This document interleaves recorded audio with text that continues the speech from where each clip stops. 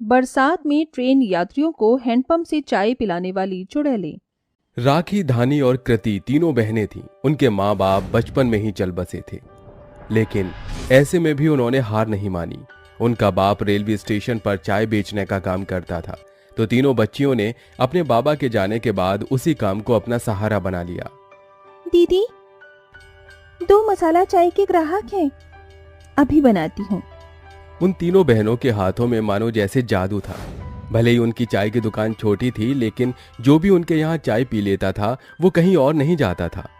ये लीजिए आपकी चाय। अरे बेटा, मुझे भी 5 कप चाय बना कर दो। तुम्हारे हाथ की चाय पीने के बाद तो किसी की भी चाय में मजा ही नहीं आता है। अच्छा, अभी देती हूँ, लेकिन भाई साहब 5 कप चाय क्या आप अकेले ही पी जाओगे? अरे बेटा, आज मैं ट्रेन से लंबा सफर करने वाला हूँ, इसीलिए ये 5 कप भी काफी नहीं है। लेकिन अगर इससे ज्यादा ली तो मेरी बीवी मुझे नहीं छोड़ेगी, तो तुम बस मुझे 5 कप ही दे दो। राखी उस आदमी की बात पर हंसने लगी। उन बहनों की अपने बाबा के टी स्टॉल से अच्छी खासी कमाई हो जाती थी। ऐसे ही आज भी चाय बेचते बेचते सुबह से शाम हो गई, लेकिन ग्राहक आने बंद नहीं हो रहे थे। दीदी चलिए, घर जाने का समय हो रहा है। रुक जा कीर्ति, आज हम पूरा 10 किलो दूध लेकर आए थे, उसे तो खत्म हो जाने दे। कौन सा दूध? धानी दीदी, वो 10 किलो दूध तो कब का खत्म हो गया। ये तो राखी दीदी ने अभी मुझसे 5 किलो और मंगवाया था, और देखो अब तो उसकी भी बस कुछ बूंदे ही बची हुई हैं। सच?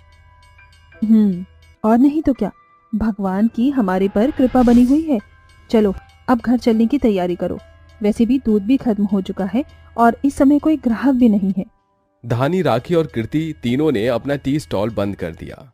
कीर्ति, जल्दी से बोतल में पानी भर ले, वरना दोबारा आना पड़ेगा। जी दीदी। कीर्ति ने एक बड़ी बोतल को वहीं स्टेशन पर लगे हैंडपंप से भर लिया। वो बहनें रोज ऐसे ही करती थीं। उनके गांव में पानी की सुविधा नहीं थी, तो वो स्टेशन से ही अपनी जरूरत के मुताबिक पानी ले जाया करती थी। रोज इसी तरह सिलसिला जारी था। एक दिन वो तीनों रोज की ही तरह चाय बेच रही थी कि एक दिन कीर्ति ने गलती से गैस खुला छोड़ दिया, और अगले दिन आकर जैसे ही उन्होंने दुकान को खोला और चाय बनाने के लिए गैस को ऑन किया, उनकी दुकान का सिलेंडर फट गया और उन तीनों बहनों के चीथड़े चीथड़े उड़ गए। सिलेंडर छोटा था तो उससे आसपास की दुकानों को तो कुछ खास नुकसान नहीं हुआ, लेकिन उनकी टी स्टॉल जलकर राख हो चुकी थी। अरे नहीं, हे भगवान, ये क्या हो गया? अच्छी खासी जवान हंसती खेलती बहनों को तूने यूं ही दुनिया से उठा लिया। कितनी प्यारी थी ये तीनों बच्चियां, भगवान इनकी आत्मा को शांति दे। सभी लोग उनकी मौत का शोक मना रहे थे। उन लड़कियों ने चाय बेच बेच कर ही लोगों के दिलों में जगह बना ली थी, लेकिन कौन जानता था कि अचानक ही मौत उन्हें इतना दूर ले जाएगी।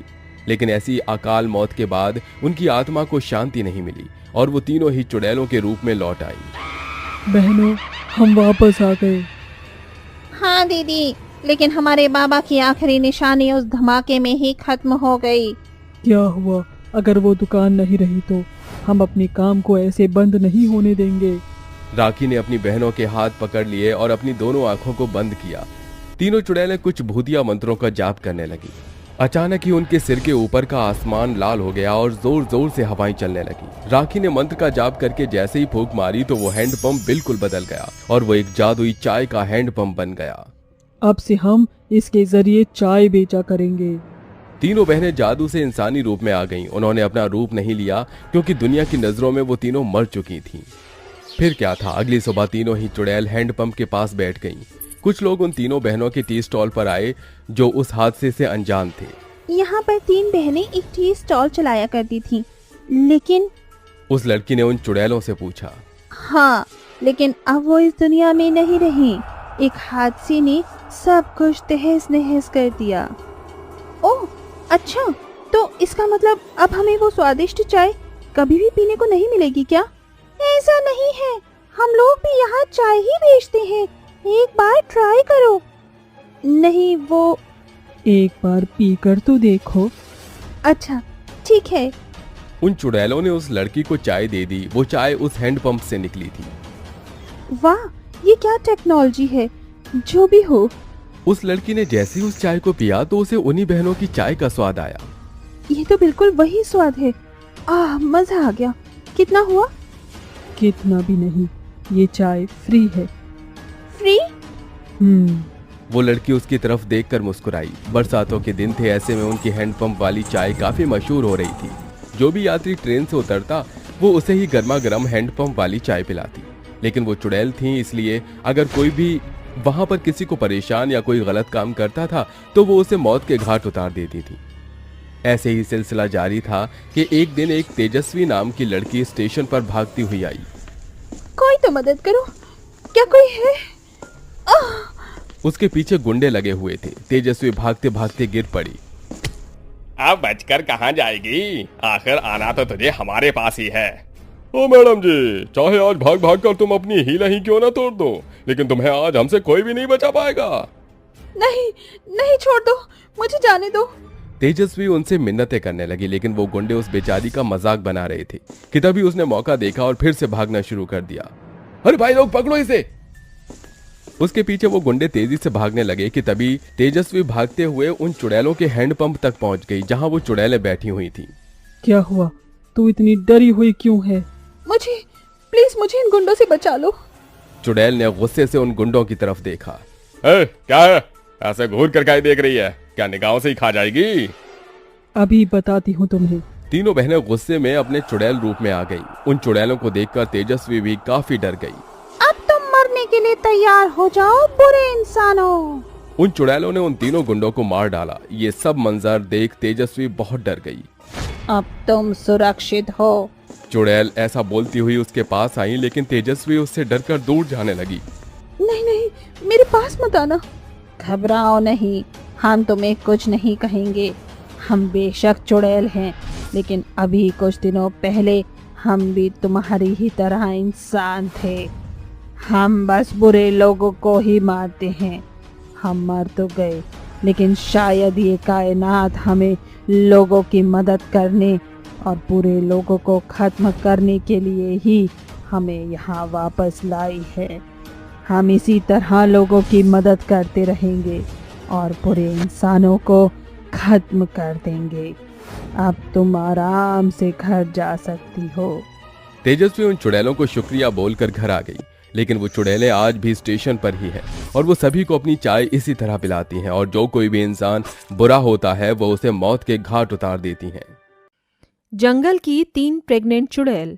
रामू और गोपाल दोनों बहुत ही अच्छे दोस्त थे। एक रात वो दोनों अपने दोस्तों के साथ मजे करके घर लौट रहे थे। अरे यार गोपाल, आज की पार्टी में तो मेरे सारे पैसे ही खत्म हो गए। प्लीज मुझे थोड़े से पैसे उधार दे दे। अरे चल चल चल, हवा आने दे। तू मेरा दोस्त है, मेरी थोड़ी सी तो मदद कर ही सकता है। तेरी समझ में नहीं आता क्या? अरे दोस्ती अपनी जगह है और पैसा अपनी जगह। दोनों दोस्त इसी तरह बातें करते हुए चल रहे थे कि तभी एक जंगल आ गया। चल रामू, इस जंगल से घर चलते हैं। अरे तू पागल हो गया है क्या? कहते हैं कि इस जंगल पर चुड़ैलों का साया है, और तो और वो कोई आम चुड़ैल नहीं बल्कि प्रेग्नेंट चुड़ैल है। और तू उन प्रेग्नेंट चुड़ैलों से डर रहा है? वो तो प्रेग्नेंट हैं, कहीं आराम कर रही होंगी। हम आराम से जंगल को पार कर लेंगे। बोल क्या बोलता है? ना, उस जंगल से जाकर मुझे हमेशा के लिए परलोकवासी नहीं होना है। रामू ने ऐसा बोला ही था कि तभी उसे कुछ ऐसा महसूस हुआ जैसे किसी ने उसके सिर पर हाथ मारा हो। मार क्यों रहा है? अपन ने तो नहीं मारा। रामू ने जंगल की तरफ देखा। पूरे जंगल में घुप अंधेरा छाया हुआ था। तो कितना डरपोक है। अपन तो जा रहा है और देखना सुबह को तुझे गांव में ही दिखाई देगा। गोपाल ऐसे बोलकर बिना डरे जंगल में घुस गया और गाने गुनगुनाता हुआ जाने लगा। कुछ दूर चलकर गोपाल बोला, अरे इधर कुछ नहीं है, तू भी आ जा। दोनों चने चबाते हुए घर चलेंगे। वो एक कितना डरपोक है रे तू। अगर तू इधर आ गया तो अपन तुझे इनाम के पूरे 2000 देगा। बोल क्या मांगता? रामू की जेब खाली थी। 2000 रुपए का नाम सुनकर उसके मन में लालच आ गया और वो भी जंगल में घुस गया। फिर क्या था, दोनों दोस्त गप्पे मारते हुए जंगल को पार करने लगे, लेकिन रामू अभी भी डरा हुआ था। वो लोग चल ही रहे थे कि तभी रामू की शर्ट को किसी ने पकड़कर खींचा। क्या है रे, क्यों चीख रहा है? मेरे पीछे किसी ने मेरे। गोपाल ने पीछे मुड़कर देखा तो रामू की शर्ट एक झाड़ी में अटकी हुई थी। अच्छा, तो ये प्रेग्नेंट चुड़ैल झाड़ी है। झाड़ी? और क्या, तेरी शर्ट झाड़ी में अटकी हुई है। अब तो डरना छोड़ पागल। गोपाल की बातों से रामू के अंदर थोड़ी हिम्मत सी आ गई और वो दोनों ही गुनगुनाते हुए अपनी राह चलने लगे। लेकिन जैसे ही वो जंगल में बीचों बीच पहुंचे, अचानक ही भेड़िए अपनी आवाजें निकालने लगे और तेज हवा चलने लगी। यार गोपाल, यहाँ कुछ तो गड़बड़ है, जल्दी यहाँ से निकल। अरे कुछ ना। गोपाल के बोलते ही बंद हो गई और वो आंखें फाड़ी खड़ा रह गया। रामू ने जब पलटकर देखा तो उसके भी शरीर से मानो जान किसी ने खींच ली हो। वहां पेड़ पर 3 चुड़ैल लटकी हुई थी जो गुस्से से उन दोनों को घूर रही थी। इससे पहले वो दोनों भागते एक चुड़ैल पेड़ पर से उड़ती हुई आई और उनके आगे आकर खड़ी हो गई। तुम्हारी हिम्मत भी कैसे हुई इस जंगल में आने की? तीनों प्रेग्नेंट चुड़ैलों ने उन दोनों को घेर लिया और अपना आकार बढ़ा लिया। वो देखने में बहुत ज्यादा भयानक लग रही थी, इतनी ज्यादा भयानक कि कोई भी उन्हें देखकर ही दम तोड़ दे। अब तुम यहाँ से जिंदा नहीं बच पाओगे। चुड़ैल जैसे ही उनके ऊपर हमला करने को उनकी तरफ बढ़ी, गोपाल ने दिमाग चलाया और उसने चुड़ैल की आंखों में मिट्टी डाल दी और वहां से भाग निकला। उसने सबके बीच रामू की भी परवाह नहीं की। हमसे चालाकी, अब मैं तुझे नहीं छोड़ूंगी। चुड़ैल ने अपना हाथ लंबा किया और गोपाल का पैर पकड़कर जमीन पर घसीटती हुई अपने पास ले आई। हमारे बच्चों को आज तेरे खून की प्यास लग रही है। तू जानता है हमें हमसे चालाकी करने वाले लोग जरा भी हमें पसंद नहीं है। तुझे तेरी इस गलती की सजा तो अब जरूर मिलेगी, तैयार हो जा। तीनों चुड़ैलों ने बेरहमी से गोपाल को पकड़ा और इतनी जोर से खींचा कि उसके 3 टुकड़े हो गए और एक एक टुकड़े को तीनों चुड़ैलों ने खा लिया। ये सारा मंजर देख रामू तो मानो अधमरा हो चुका था। लेकिन होता है ना इंसान की फितरत कि मौत सामने देखकर भी वो जिंदगी की आस लगाता है। बस रामू ने भी वही किया। उसने कोई समझदारी दिखाने से बेहतर अपनी जान की भीख मांगना समझा। मुझे प्लीज जाने दो। क्यों आया है यहाँ? मेरा यहाँ आने का कोई इरादा नहीं था। चुड़ैल रानियों, वो तो मुझे मेरा दोस्त ही ले आया। लेकिन अब तो गलती हो गई है। मुझे जाने दो। मेरे घर में मेरे बीवी बच्चे मेरा इंतजार कर रहे हैं। चुड़ैलों ने ऊपर से नीचे तक रामू को देखा। देखने से वो एक शरीफ आदमी लगता था। उसकी आंखों में रहम के आंसू थे और वो उम्मीद लगाए हुए था कि चुड़ैलें उसे बख्श देंगी। तूने हमें खुश कर दिया। हम उस इंसान को नहीं छोड़ते हैं जो हमसे चालाकी करता है, लेकिन तू अच्छा इंसान है, इसलिए हम तुझे बख्श रहे हैं। तुम्हारा शुक्रिया। रामू ऐसे बोलकर जाने लगा कि तभी बानी ने उसे खींच लिया। रामू डर गया। हम तुझे ऐसे नहीं जाने देंगे, तूने हमें खुश किया है, ये ले। चुड़ैलों ने एक जादुई मंत्र पढ़कर एक पेड़ पर फूंक मारी। उस पेड़ की सारी पत्तियां सोने की हो गईं। उन्होंने उन पत्तियों को अपनी ताकत से गिरा दिया और ढेर सारा सोना रामू को देकर बोली, इसे रख ले, ये हमारी तरफ से तेरी ईमानदारी का तोहफा है। तू जहाँ पर भी इन पत्तियों को लगाएगा वहीं सोने का पेड़ उग जाएगा। रामू खुश हो गया, लेकिन उसे डर भी लग रहा था, तो वो बहुत हिम्मत करके बोला, माफ करना, लेकिन इतनी कीमती चीज आप मुझे क्यों दे रही हो? जानना चाहता है तो सुन। पूजा, बानी और कोयल तीनों राज परिवार से थी। बचपन में उनकी दादी माँ ने उन्हें एक जादू सिखाया था कि वो जिस चीज को चाहे सोने में बदल सकती है। दादी माँ, आपको ये जादू कैसे आया? मेरी बच्ची, ये एक लंबी कहानी है। बस ये समझ लो कि ये जादू मुझे किसी फरिश्ते से विरासत में मिला है। दादी ने ऐसे बोलकर बात खत्म कर दी और अपनी तीनों पोतियों को वो जादू सिखा दिया।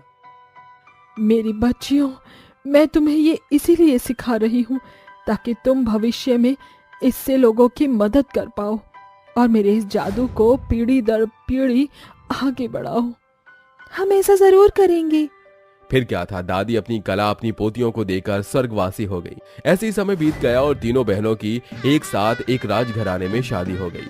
शादी के बाद सभी कुछ सही था, लेकिन जैसे ही गांव के लोगों को उन बहनों के जादू के बारे में पता चला तो उन्होंने उन्हें गलत समझ लिया। अरे वो किसी भी चीज को बदल देती हैं, उन बहनों को काला जादू आता है। अरे ऐसी जादूगरनियों को अपनी रानी नहीं बनने देंगे। साथियों, कहीं भी मिले तो इन्हें मार देना। गांव वालों ने मन ही मन उन्हें मारने का सोच लिया। ऐसे ही कुछ दिन बीते और तीनों बहनें एक साथ प्रेग्नेंट हो गईं। एक दिन वो तीनों जंगल से सैर के लिए निकली तो गांव वालों ने मौका देखकर उन्हें मार डाला और जंगल के बीचों बीच दफन कर दिया।